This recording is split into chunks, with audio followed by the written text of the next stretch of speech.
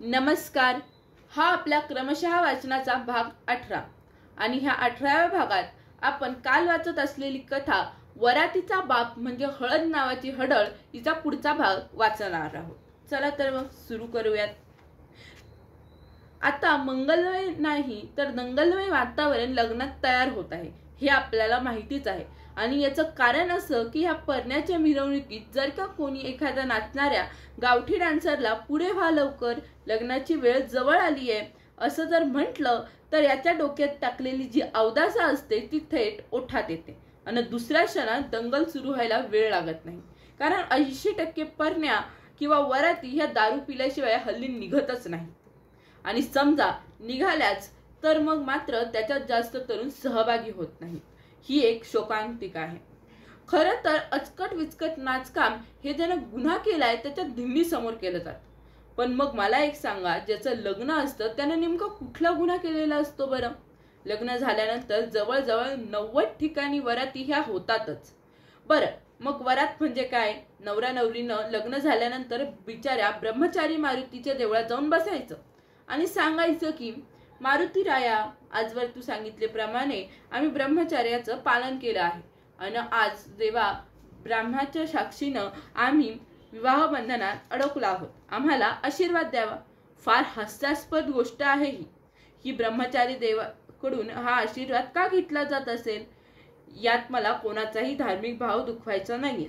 थोडंसं विनोदी अंगाने घ्यावं. हा सगळा प्रकार झाल्यानंतर संध्याकाळी जेवण खाऊन आणि पिऊनही सगळी माणसं एकत्र नवरा नवरी समोर जमतात. त्यात वरातीत 80% पुढे तरुण मुलेच असतात. थोडीफारच मोठी माणसंही असतात. मग ती वरात गाजवायला आणि जागवायला सज्ज होतात.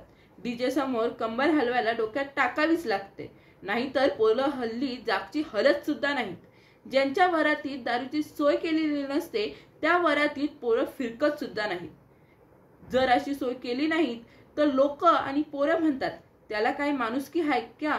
ते लई चेंगारबोडाचं आहे, ते काय पाजणार आपल्याला? याचा अनुभव मला स्वतःला आला आहे.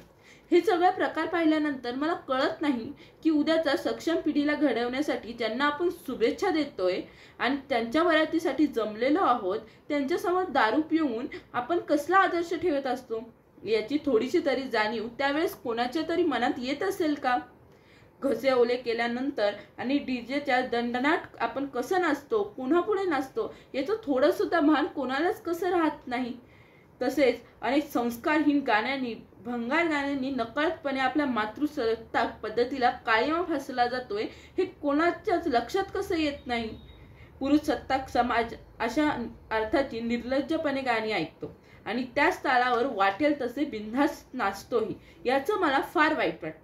अहो, ज्यावेळेस एखादी वरात असते ना त्यावेळेस अनेक पौगंड अवस्थेतील मुले तिथं फुकट मिळते म्हणून बेफाम दारू ढोसतात. वरातीत पॅन्ट ओली करेपर्यंत नाचतात. क्षणिक आनंद मिळवून झिंगून झिंगून सैराट होऊन बेताल होतात. अशा प्रकारे आनंदाच्या भरात अनेक नवनवीन बेवडे लग्नाच्या सीझनला तयार होतात. एकदा का मग त्यांना दारूची चटक लागली की मग ती सुटता सुटत नाही. दररोज हवीशी वाटणारी दारू मग स्वतःच्या मुळावर उठते. त्यातून त्या पोरांच्या आयुष्याची धुळधाण व्हायला सुरुवात होते. त्यासाठी मग ते काहीही करायला तयार होतात, वाईट मार्गालाही लागतात. केवळ स्वतःच्या वरातीत जास्तीत जास्त पोरं नाचायला आली पाहिजे म्हणून वरातीत पाजणारा नवरदेव बाजूला राहतो. पण त्याचं व्यसन केवळ पुढे अनेकांचे आयुष्य बर्बाद करून थांबत नाहीत, तर जन्मदात्या आई वडिलांच्या स्वप्नांचा चक्काचूर करून टाकते. हे वास्तव नाकारून चालणार नाही. त्यामुळे सावध झालं पाहिजे. हे सगळं कमी पडत होतं म्हणून की काय, आता लग्नाच्या आधी भयंकर असा हळदीचा प्रकार सुरू झाला आहे. तो अगदी हडळीसारखा आता सर्वसामान्य माणसांच्या उरावर बसू पाहत आहे. त्या हळदी नाईटमध्ये अंगणाला हळद लावणे ही पद्धत बाजूला राहिली आणि नाचकामच जास्त वाढलं आहे. आत्ताच्या काळात हळद म्हटलं की ते अंगाला न लावता फक्त आणि फक्त रात्रीचा डान्स म्हणजेच हळद, अशी एक नवीन संस्कृती नव्या पिढीसमोर रुजत आहे. एक नवी बिनकामी आणि खर्चिक संस्कृती या निमित्तानं उदयाला आली आहे. येत्या काळात अगदी वरातीचा सुद्धा बाप ठरेल असा हळदीचा विचित्र प्रकार बहुजनांच्या बोकांडी बसून आर्थिकदृष्ट्या आणि सांस्कृतिक दृष्ट्याही बहुजनांना पुन्हा मागं खेचणार आहे. इथून पुढच्या काळात तर त्यांचा अवडंबर फार मोठ्या प्रमाणात माजणार आहे, हे लिहून ठेवा. केवळ आनंदासाठी पाडलेले चुकीचे पायंडे हेच येत्या काळात आपल्या दुःखाचं कारण बनत असतात आणि हे वेळीच ध्यानात घेतलं पाहिजे. यावरही थोडंसं बंधन आपण स्वतःहून घालून घेतलं पाहिजे. तुम्ही म्हणाल की मी फार अरसिक आहे बुवा, किंवा ज्यांच्या खिशात पैसा नाही किंवा पैसा आहे त्यांनी केलं तर काय बिघडलं. माझी कुठल्याच गोष्टीला हरकत नाही, पण ज्या गोष्टींची खरंच नाही आणि ज्यांची खरंच ऐपत नाही त्यांनी उगाच तो करतो त्यानं केलं म्हणून आपणही केलं पाहिजे हे काही मला पटत नाही. ऋण काढून सण साजरा करू नये असं आपले पूर्वज जे म्हणायचे ते काही खोटं होतं का हो. त्यामुळे ती माणसं सुखी आणि आनंदी राहत होती.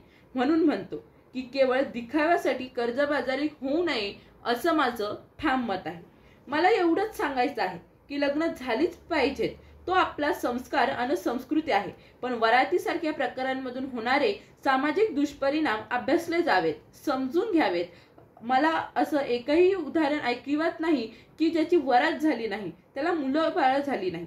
विनोदाचा भाग सोडा, पण मी म्हणतो की हे असले निरुपयोगी उद्योग आपल्या माथी का बरं मारून घेतले आहेत. बहुजन समाजामागे राहायची अनेक अनिष्ट कारणं आहेत, त्यापैकी हे एक सर्वात वाईट कारण आहे असं मला नेहमी वाटत आलंय. यात थोडा तरी बदल व्हावा असं वाटत असेल तर आपण एकदा तरी मारवाडी ब्राह्मण यांची लग्न आवर्जून पाहायला हवीत. या कथेचा राहिलेला भाग आपण पुढच्या भागात ऐकूयात. धन्यवाद.